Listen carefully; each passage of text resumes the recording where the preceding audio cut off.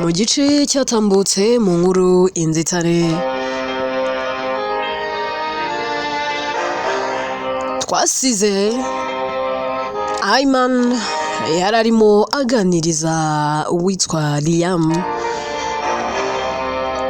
Ese aho Liam yaje kubitega amatwi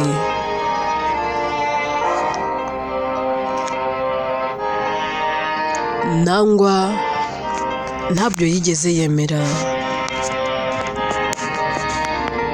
Inkuru yacu reka n'ubundi tuyitangirire kuri Liam ndetse na Ayman.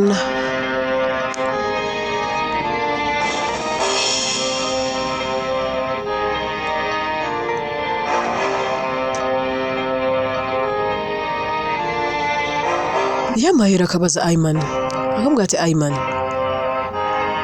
kuki ibi bintu uri kubimbwira? Basi yureka ibi bintu simbimenye nkibanira n'umukobwa nkunda. Ayman ati byose mbikubwiye kubw'inyungu zawe. Ejo n'ejo bundi utazajya ubyara upfusha nangwa se ukazapfa utabyaye kubera ubutamenya. Wowe ubwawe ufata umwanzuro nubona ukwiye kubana nawe nangwa se ukabona uzabyihanganira ugenda ubane nawe. Iyo amatariki ibi bintu wabikoye, aya makuru wayahawe nande?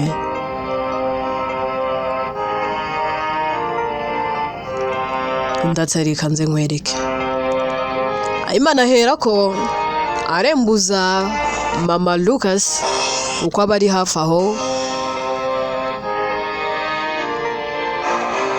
Mama Lucas ahera akaza, akihagera aramutsa Liam akicara. Ayman ahera akabwira Liam, akamubwira ati Liam, uyu ni Grandma wa Ivy, ni mama Lucas. Liam ati ndamuzi ku mafoto kuko Ivy akunda kumubwiraho cyane. Ndata Ivy bakumbwiraho iki se kandi muhungu mwiza? Liam ati never mind mukecuru. Ayman ati rero impamvu nkuzaniye nyirakuru wa Ivy ni ukugira ngo nabura bari wo kwihera ukuri.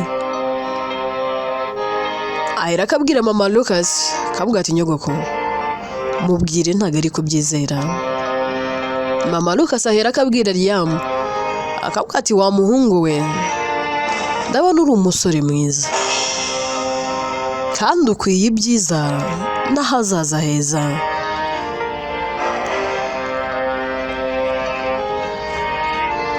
Ariko icyo ugiye gushaka ntago ukizi mwana wanjye.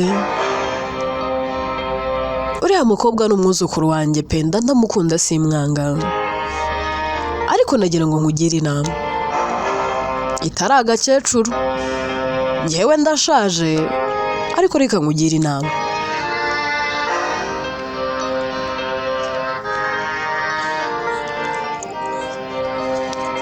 Nibyo rimwe na rimwe urukundo rujya ruganza ugasanga hari ibyirengagijwe, ariko nyuma y'igihe gitoya umuntu akaba yakicuza impamvu yafashe umwanzuro.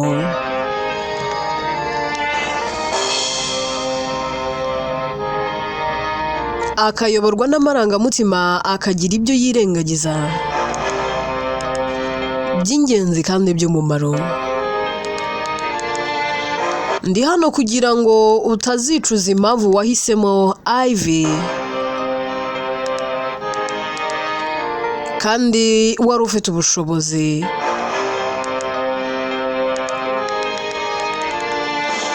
bwo kuba wabikumira, ukaba wakirinda kuzabaho wicuza ubuzima bwawe bwose. Erega gukunda ni kimwe, ariko no gushishoza ni ikindi.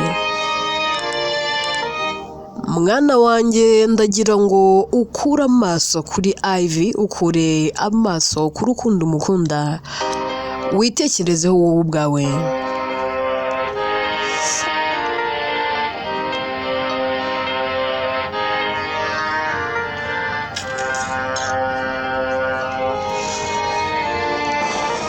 reka mbanze nkubwire Jinta umukazana wanjye ariwe mama Ivy yamaze imyaka 17 ishira 18 nta rubyaro. Uzi impamvu? Nuko yari umurangi, ntabwo yari kuzabyara, ariko kuko ari umutunzi yatanze ibitambo byose bibaho bishoboka kugira ngo abone urubyaro. Gusa nawe bamuhaye conditions, bamubwira ko abana azabyara bazaba babo. Jinta yarabyemeye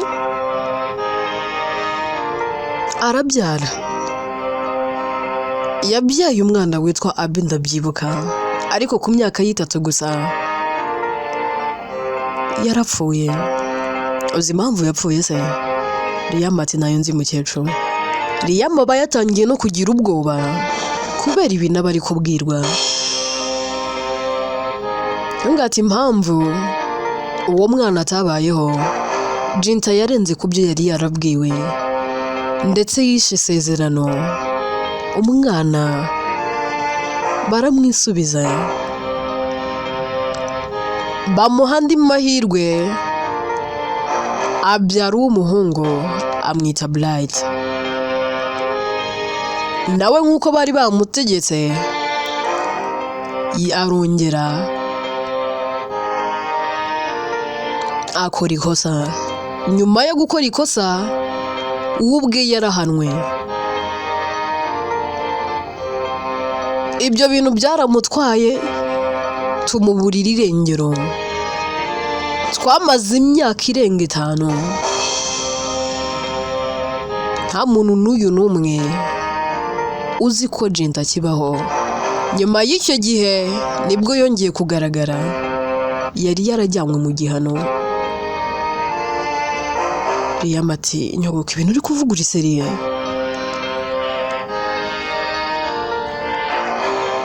Ndati naba nkubeshyira iki kandi nukuri mwana wanjye. Ati reka ahubwo ndacyakubwira. Nyuma y'icyo gihe yaragarutse. Agaruka umuhungu wanjye yari afite ubukwe n'undi mukobwa, twari tuzi ko yapfuye atakiriho.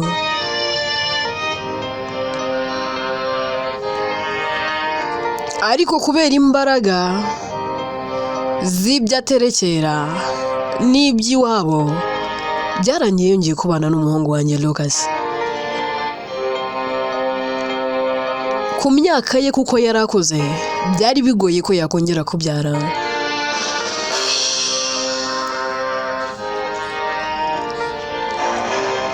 Ariko kuko yari yarabisezeranyije ko noneho umwana azabyara azaba uwabo, byamuhaye urubyaro, abyara Ivy. Buriya Ivy yanyuze muri byinshi, ariko kuko noneho nyina atigeze akora ikosa, byo ubwabyo biramurinda.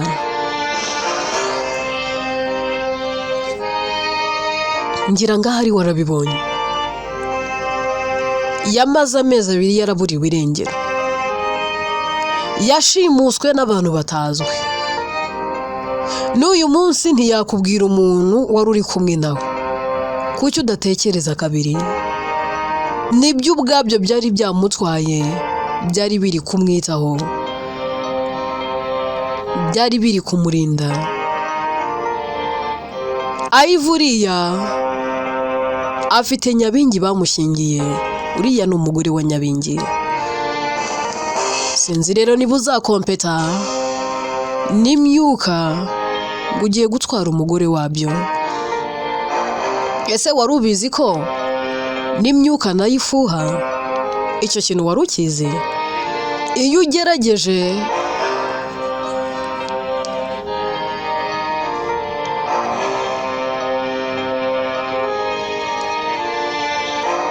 gushaka umwe mu byabo bikwambura ubuzima, ese urumva ushaka gupfa? urumva udashaka kubaho? Mwana wanjye nakugiraga inama guhitamo n'ukwawe. Mama Lucas aherako akanigendera kugira ngo Liam atamubwira byinshi nangwa se atamubaza byinshi.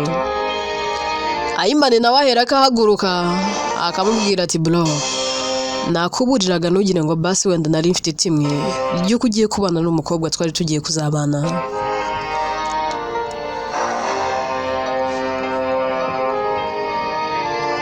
Erega iyo bitaza kuba ibyo, njyewe Ayimane simba nararetse Ivy.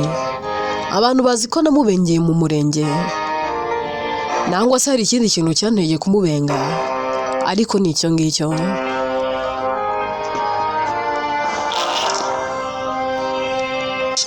Ayimane aherako akurikira mukecuru, akimugeraho Ayimane aherako abaza Mama Lucas, akambwira ati ntabwo narenze kuri bumutera ubwoba bigeze hariya. None se ibintu byose uvuze ni ukuri nangwa wari uri kumubeshya? Mukecuru ati ni ukuri. None se wari uzi ko turi kubeshya? Ayimane ati ariko Priya yarambwiye ngo tuzabeshye Liam, tumubwire ibyo bintu byose batandukane, hanyuma njyewe nongere mwigarurire. None nanjye unteye ubwoba.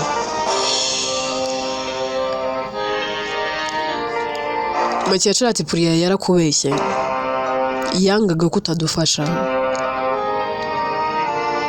Mukecuru aherako akigendera, Ayimane asigaraho ubwoba ari bwose, avuga ati Mana,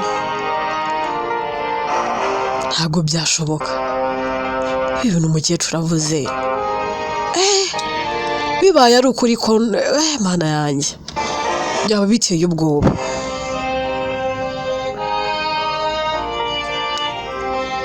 Ntago Mana sinzi we ko numva ntangiye kwikangamo. Ese ibi byaba ari ibiki noneho? Birabibyuye. Mukecuru nawe agenda yivugisha avuga ati ariko ko nshaka kuzababaza uriya ngo ni umukazana nako ningirwa mukazana. Umwana wawe nashaka nzamenya ko nta bwenge ngira. Bose nzajya mbatera ubwoba kugeza ubwo inkuru izaba kimomo, umubonye wese akajya atinya.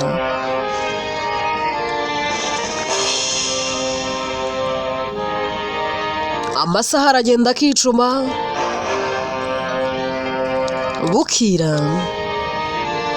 Jinta aryamye nijoro mu nzozi, umuntu aramusanga. Aherako akamubwira ati Jinta. Jinta ati karame. Arongera akamuhamagara ati yewe Jinta. Jinta ati karame. Akongera akamuhamagara inshuro ya gatatu ati yewe Jinta. Jinta ati karame ndakumva nguteze yombi. Ndahera akamubwira ati ambara imbaraga kuko urugamba rugeze mu mayina, birakomeye ntabwo byoroshye. Ufite gusengera umukobwa wawe Ivy kubera ko ibi mwasamiye ni byinshi.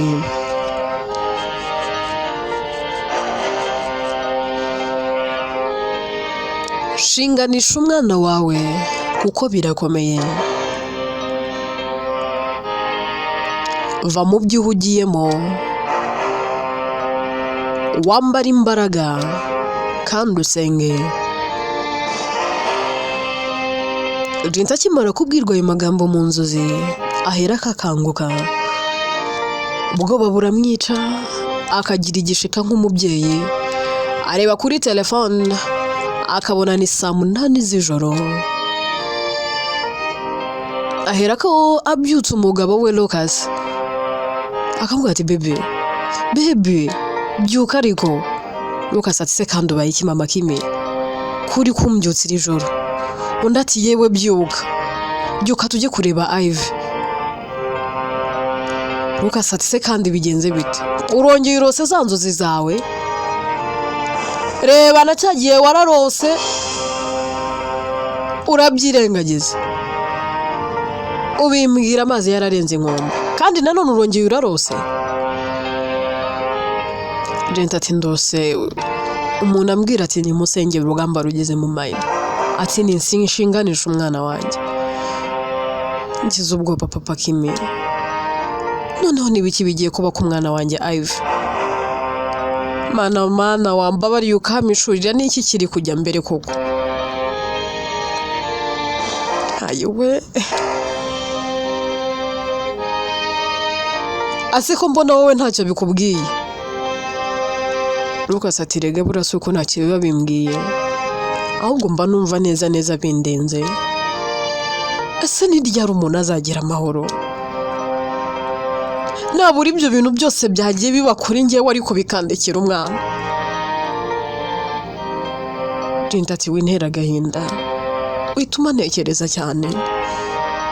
Ndumva ntangiye kugira ubwoba, umutima wanjye ufite ubwoba. Turakora iki papa Kimi? Asibyuka tujye kureba umwana.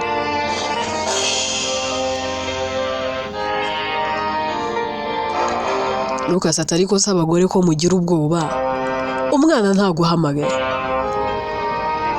Ubu uritera izi saha ugenda ukomangira umwana umubyutse? Undi ati yewe byuka. Barabyuka bakajya kureba Ivy, bagera bagasanga yiryamiye, baramukomangira. Ivy akagira ubwoba, areba ku isaha akabona ni saa 8 zishira saa 9.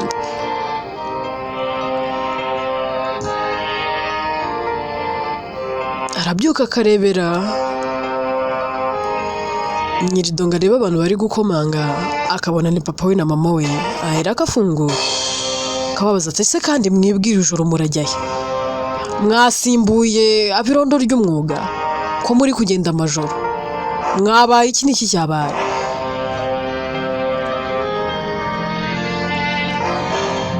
Jenta aramwegera agatangira kumwitegereza, akabwira ati none se mwana wa umeze neza? Ivy ati meze neza mama, ahubwo se ko muraye ijoro mugenda.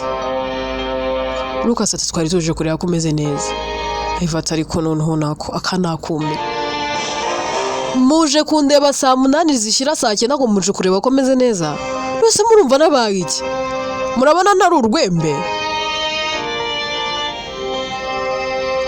Lucas ahera akabwira Jenta, akabwira ati tugende ntugire ikintu ubwira umwana ukaba wamukura umutima. Bahera ko basezera kuri Ivy bakagenda, Ivy asigara yumiwe. Vuga ati ariko none ababyeyi nsigaye mfite menya bagiye kuzasara. Baritera bakabyuka ngo baje kundeba, ibintu ntabwo bisobanutse. Arafunga akongera akiryamira.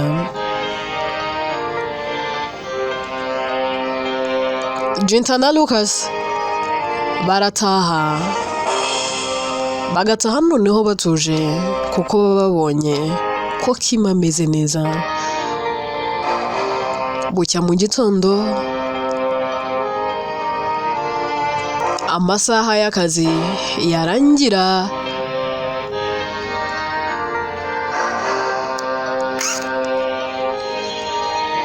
Liam aza kureba Ivy, ariko mbere yuko aza kumureba arabanza agahamagara Priya.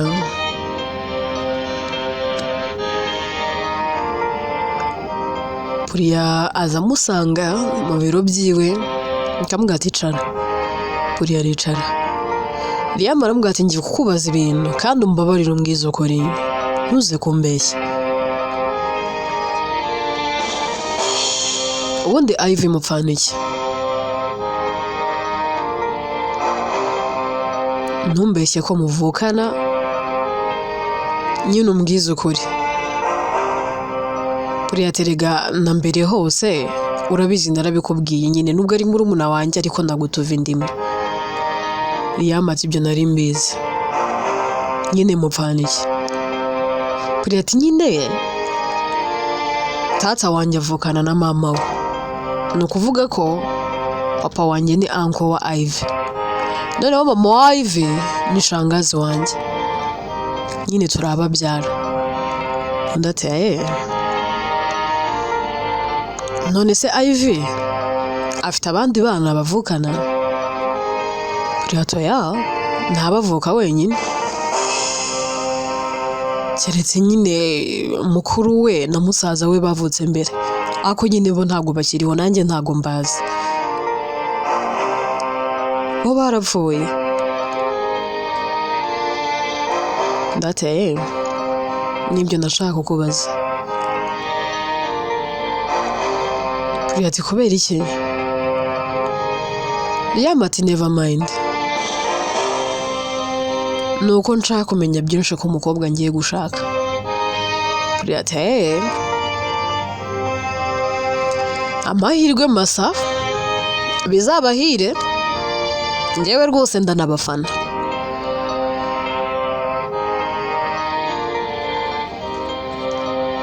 Yamahera akabaza Priyati ariko ubundi Kim umubona ute? Priyati Kim umubona gute? Ariko rwose bose ntawe nuganzitse, nyine ngiye uko mubona bitandukanye nuko mubona. Wowe iyo umubonye umubona nk'umugore wawe wahazaza, ahubwo ngiye mubonye mubona nk'umuvandimwe. Ati nta kintu uri kumpisha, wambwiye ko hari ibintu bambwiye bikantera ubwoba. Priyati sibyo ni ibiki? Ese waba uzi impamvu nyamukuru yatumye ubukwe bwa Ivy bupfa? Priyati ibyo ni amabanga y'umuryango, mbabarira rwose boss. Niba warakunze Ivy wowe mutware, wikita ngo nuko ngo ari umugore wa Nyabingi. Ahera ko yifata ku munwa. Undi ati nako boss, sorry. Nari ndimo ndatebya nakubeshya, nivugiraga. Buri ahera akasohoka, yamagahera akagiramo n'ubwoba cyane, avuga ati ariko ibintu bitavuzwe n'umuntu umwe, ubundi uyu mukobwa ni muntu ki? Mukobwa ndi gukunda yaba ari iki? Ivy Kim, ubundi who are you? Mukobwa ndi gukunda ntaba muzi? Mana ibi ni ibiki koko? Mana reka nizere ko ibi bintu atari ukuri. Puri yasohoka yisetsa, ariko imbere ya boss yabanje kwijijisha akigira nk'aho acitswe, kandi yabivuze abishaka. Ahera akafata telefone agahamagara nyirakuru wa Ivy, akavuga ati mukecuru, atubguze uziko Riyama mbajije kuri bya bintu, noneho nanjye mbihuriye rimwe, ndabishimangiye, noneho nigira nkaho bincitse. Undi atubirimo neza rwose mukobwa wanjye, komereza aho ngaho. Bakomeza kuganira ndetse bakavugana byinshi cyane.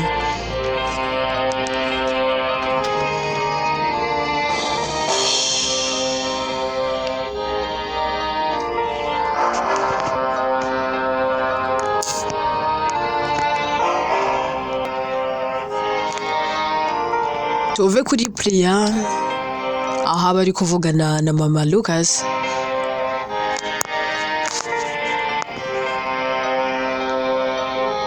Twigarukire kuri Liam abamaze kwitegura, akagira atya akerekeza kwa Ivy mu rugo.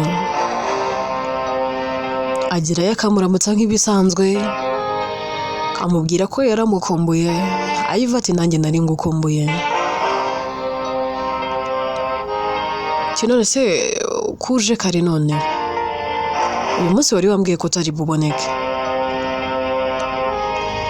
Numvaga imishinga yo gupanga ubukwe tuzayikomeza ejo, none kuje. Liam ati nje hano kuko nari ngukumbuye. Kabwa ati babe, Ivy ati karame babe, ndumva nshaka kuganira nawe.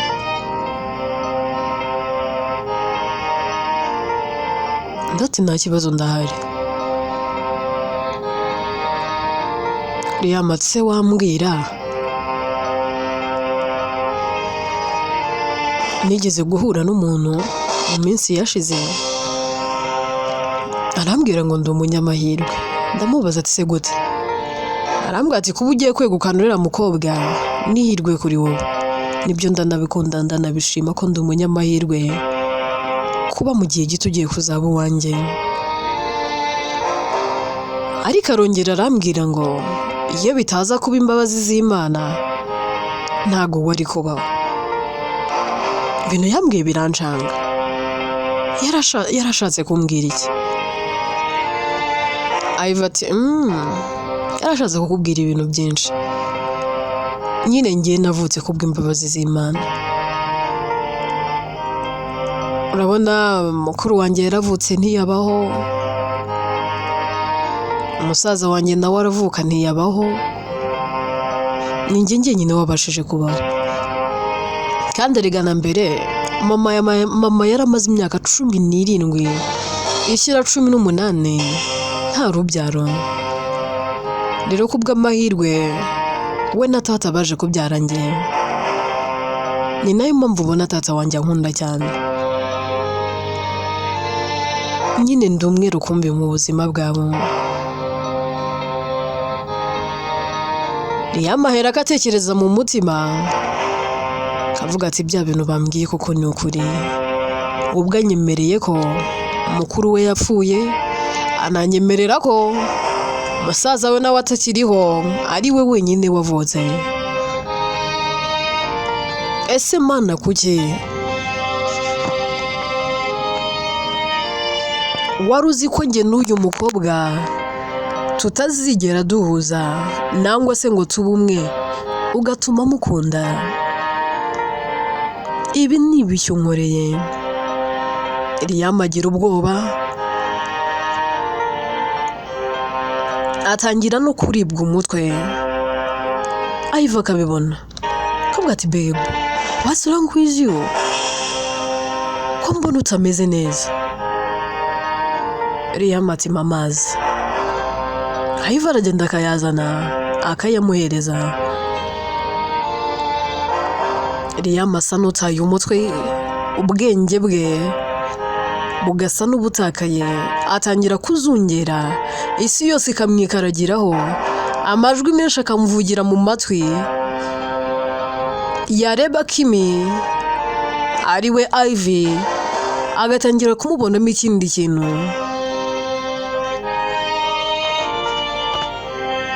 Kwiyumvisha ibyaba ari kubwirwa n'ibyo yabwiwe biramucanga ndetse bikamushobera.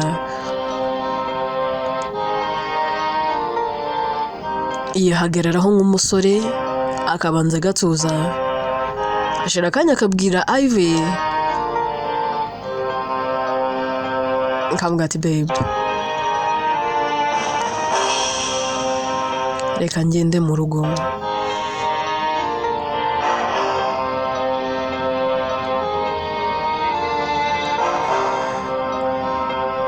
Ayiva aramuherekeza akavuga ati waretse nkagutwara ko mbona utameze neza.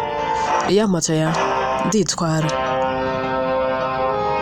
Ayiva aramusezera ariko akavuga ati babe, wirinde kandi take care. Riyama aragenda kagenda, intekerezo zose ziri kure, ari kwibaza ibintu byinshi. Agera mu rugo nta kindi kintu akora,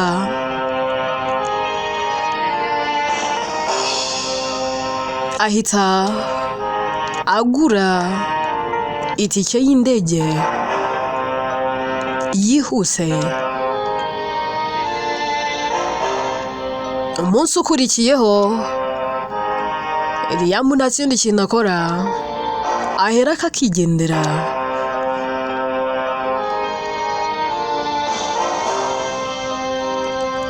Agenda nta n'umwe abwiye, yewe nta Ivy atamubwiye.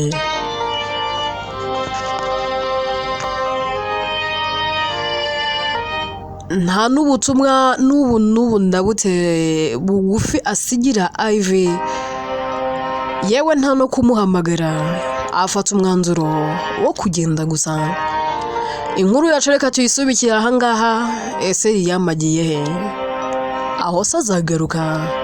Ese ubwo ubukwe bwe na Ivy buzataha nangwa nabwo burapfuye? Ese niburamuka bupfuye aho Ivy none hazabyakira? None haznangwa? None hazahera ko yiheba burundu? Inkuru yitwa Inzitane. Byose twibaza tuzabyumva mu bice bizakurikira. Njyewe nitwa Aziti. Inkuru ninjye uyandike kandi ni nanjye uyibagezaho.